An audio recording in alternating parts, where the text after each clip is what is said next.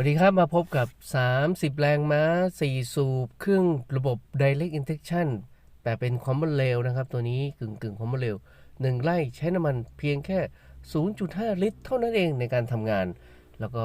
ล้อซ้ายกับล้อขวานั้นมีความกว้างแค่